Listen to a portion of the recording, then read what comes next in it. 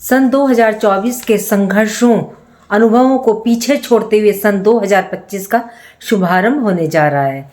ये मंगल का वर्ष है। ये वर्ष मकर राशि को यादगार रहने वाला है। देखिए आज क्या होने वाला है, कल क्या होगा, ये सब कुछ निर्धारित है। हमें नहीं पता। इस ब्रह्मांड यूनिवर्स में सब कुछ पहले से तय है। जब सब कुछ पहले से तय है तो इसे जानेंगे कैसे? तो इसे जानेंगे ज्योतिष माध्यम से, ज्योतिष शास्त्र के माध्यम से। 2025 में गुरु बृहस्पति अतिचारी होंगे। देव गुरु बृहस्पति 2025 में 3 बार राशि परिवर्तन करेंगे।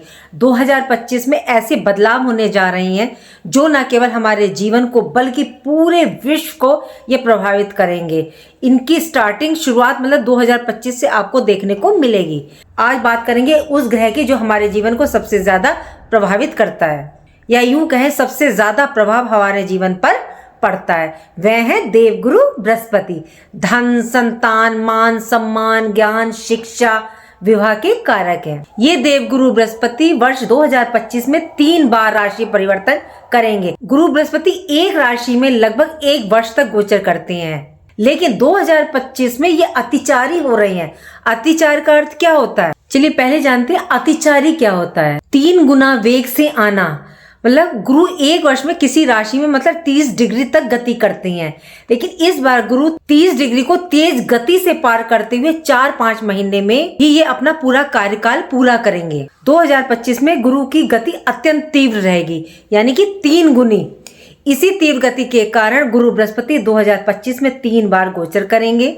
इसी कारण इसका प्रभाव न केवल हमारे जीवन पर बल्कि आम जनता पर बल्कि पूरे विश्व पर पड़ेगा। 2025 में गुरु के गोचर का मकर राशि के जातकों के जीवन पर क्या प्रभाव देखने को मिलेगा, चलिए जानते हैं। देखिए ये जानकारी मैं आपको चंद्र राशि पर दे रही हूँ, आप अपने नाम के अनुसार भी देख सकते हैं। ये मकर राशि के जातकों की कुंडली है। देव गुरु का गोचर कुंडली के 5th हाउस में वृषभ राशि में 2025 में कई परिवर्तन देखने को मिलेंगे। इसके कारक होंगे गुरु देव गुरु बृहस्पति।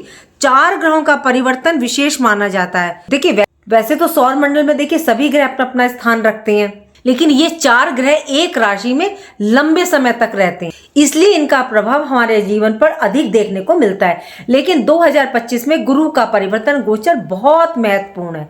2025 में वर्ष के स्टार्टिंग प्रारंभ से ही देव गुरु बृहस्पति वृषभ राशि में 5th हाउस में वक्री अवस्था में गोचर करेंगे। 4 फरवरी को देवगुरु मार्गी हो जाएंगे। फिर 14 मई को राशि परिवर्तन करके मिथुन राशि में प्रवेश करेंगे और यहाँ गुरु अतिचार हो जाएंगे। जब भी कोई ग्रह राशि परिवर्तन करता है या गति परिवर्तन करता है तो उसका प्रभाव 1.5 महीने मतलब 40 दिन पहले से ही हमको दिखाई देने लगता है। 4 फरवरी को मार्गी होंगे, उसके बाद गति स्पीड बढ़ेगी। 14 मई को मिथुन राशि में प्रवेश करेंगे और यहाँ 18 अक्टूबर तक विराजमान रहेंगे। 18 अक्टूबर को राशि परिवर्तन करके कर्क राशि में प्रवेश करेंगे, यानी कि आपके 7th हाउस में। गुरु बृहस्पति 1 वर्ष में लगभग राशि परिवर्तन करते हैं। अब सोचिए, जो ग्रह वर्ष में 1 बार राशि परिवर्तन करता है और 4-5 महीने में वो राशि परिवर्तन कर रहा है, तो उसकी गति स्पीड मतलब कितनी तेज होगी। 18 अक्टूबर को जब मिथुन राशि से ये कर्क में आएंगे तो 11 नवंबर को ये वक्री हो जाएंगे। वक्र अवस्था में ही 5 दिसंबर को फिर पुनः ये मिथुन राशि में आ जाएंगे। आप स्वयं देखिए गुरु बृहस्पति की कितनी तीव्र गति होगी, जिससे हमारे जीवन में बड़े बड़े परिवर्तन मतलब देखने को मिलेंगे, क्योंकि गुरु का अतिचार होना कोई ज्यादा शुभ संकेत नहीं दे रहा है। चलिए जानते हैं गुरु का अतिचार होना हमारे जीवन में क्या क्या परिवर्तन लेकर के आएगा। 2025 में गुरु बृहस्पति वृषभ राशि में रहेंगे तो सामान्य गति से गतिमान रहेंगे, तो कोई मतलब विशेष परिवर्तन नहीं होगा। उसके बाद जैसे ही ये अतिचार होंगे बड़े बड़े बदलाव होने मतलब शुरू हो जाएंगे। जब 6th हाउस में आएंगे तो 12th हाउस पर दृष्टि डालेंगे, तो देखिए 6th हाउस 12th हाउस दोनों भाव ज्यादा अच्छे नहीं माने जाते। इससे क्या देखने को मिलेगा? चारों तरफ अशांति, युद्ध के संकेत, कोई मतलब कि आपदा, महामारी की सिचुएशन मतलब स्थिति बनेगी। प्राकृतिक बदलाव भी मौसम संबंधी देखे जाएंगे इस दौरान। मकर राशि के जातकों के जीवन पर गुरु के इस परिवर्तन का क्या प्रभाव पड़ेगा? देव गुरु बृहस्पति 5th हाउस में वक्र रहेंगे ये 4 फरवरी तक, फिर ये 4 फरवरी को मार्गी हो जाएंगे। 14 मई को 6th हाउस में ये प्रवेश करेंगे। 5th हाउस में इनका गोचर आपके लिए अच्छे परिणाम लेकर के आएगा। यहाँ से 7वीं दृष्टि आपके 11th हाउस पर यानी लाभ भाव पर, तो लाभ भाव पर गुरु की दृष्टि है तो आपकी इनकम बढ़ेगी, आय के स्रोत बढ़ेंगे। 4 फरवरी तक इनकम की बढ़ोतरी मतलब धीरे धीरे रहेगी, लेकिन जैसे ही गुरु मार्गी हो जाएंगे आपकी इनकम मतलब तेजी से बढ़नी शुरू हो जाएगी। विद्यार्थी स्टूडेंट्स के लिए टाइम बहुत अच्छा है। जिन जातकों का विवाह नहीं हुआ है तो विवाह योग बनेगा, धन में वृद्धि होगी, मान सम्मान बढ़ेगा। 4 फरवरी 2025 के बाद से आपको भाग्य का साथ मिलना शुरू हो जाएगा, क्योंकि गुरु की दृष्टि आपके 9th हाउस पर भी रहेगी। पिता से, गुरु से मतलब किसी कारणवश अगर आपकी दूरी बनी हुई थी तो मतलब अब समाप्त होगी। और आपके ऑफिस में, जॉब में आपके सीनियर्स हैं, बॉस हैं, उनका मतलब आपको पूरा सपोर्ट सहयोग मिलेगा।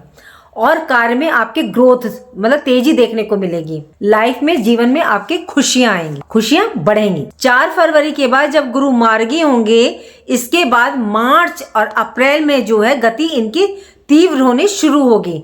9th हाउस धर्म अध्यात्म का भी होता है, और धर्म अध्यात्म में मतलब इस दौरान सबकी रुचि बढ़ेगी। जो जातक स्टॉक शेयर मार्केट से जुड़े हैं उनको तेजी से धन प्राप्ति के योग बनेंगे। इस टाइम लव रिलेशन बढ़ेंगे और मैरिज के योग भी बनेंगे। जितनी तेजी से गुरु चलेंगे उतनी तेजी से वो काम होंगे, तो लव रिलेशन भी तेजी से होंगे, मैरिज भी तेजी से होगी। लेकिन साथ में एक चीज का ध्यान भी रखना है, ये वर्ष मंगल का है, रिश्ते टूटेंगे भी जल्दी, इसलिए संभल कर सोच विचार कर निर्णय लीजिएगा। गुरु की दृष्टि आपके लगन पर यानी 1st हाउस पर।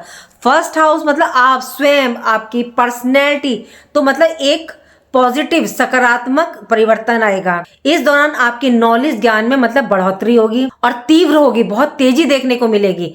स्थितियों को आप मतलब तेजी से परखेंगे और समझेंगे। आप अपने निर्णय इस दौरान बहुत तेजी से लेंगे, चाहे वो धन संबंधित हो, कैरियर संबंधी हो, प्रॉपर्टी संबंधी हो या विवाह को लेकर के हो। 4 फरवरी तक जब वक्री रहेंगे गुरु तो एक घर पीछे आपके 4th हाउस का भी फल देंगे, तो हो सकता है कोई प्रॉपर्टी का लाभ मिले, माता के साथ मतलब आपके संबंध सुधरे, माता से धन प्राप्ति हो सकती है।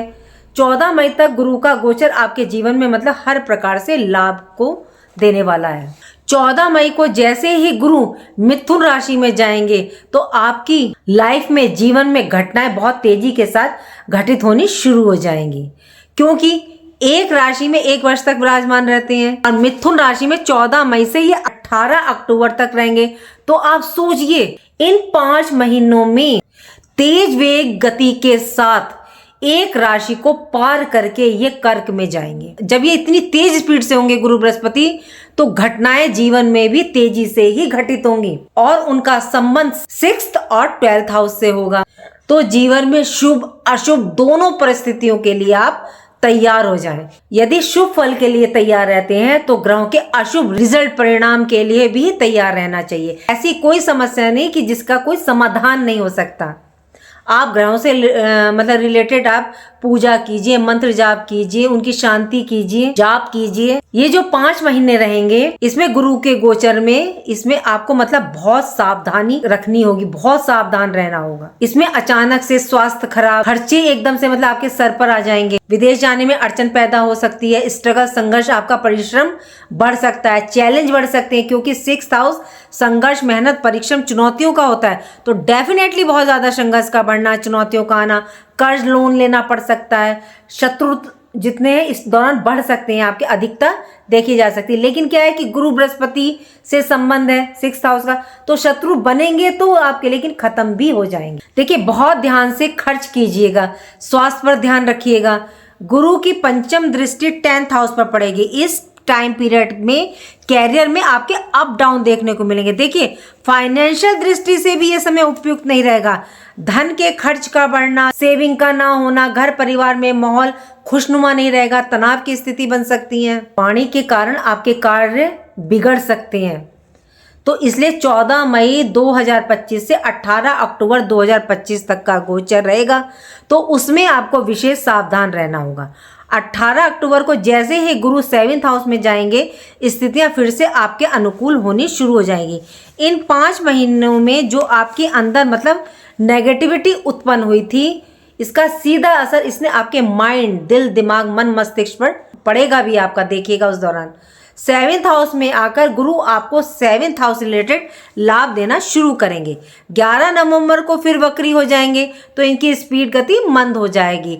18 अक्टूबर से 5 दिसंबर तक स्थितियां आपके पक्ष में रहेंगी। 5 दिसंबर के बाद फिर से ये वक्र अवस्था में ही मिथुन राशि में आ जाएंगे। अब 7th हाउस सप्तम भाव में जब रहेंगे 18 अक्टूबर से लेके 5 दिसंबर तक, लगभग मतलब ये 2 महीने का टाइम पीरियड रहेगा। इसमें आपके विवाह का प्रबल योग बनेगा। दाम्पत्य वैवाहिक जीवन में जो दूरियां बनी हुई थी, मिसअंडरस्टैंडिंग थी, तो सब आपकी दूरियां खत्म होंगी। माहौल आपका खुशनुमा रहेगा। आप अपने बिजनेस व्यापार का विस्तार करेंगे। गुरु विस्तार के कारक होते हैं। ये विदेश रिलेटेड बिजनेस का भी होता है, तो विदेश तक आप अपने बिजनेस व्यापार को बढ़ाएंगे। गुरु 3rd हाउस के स्वामी है।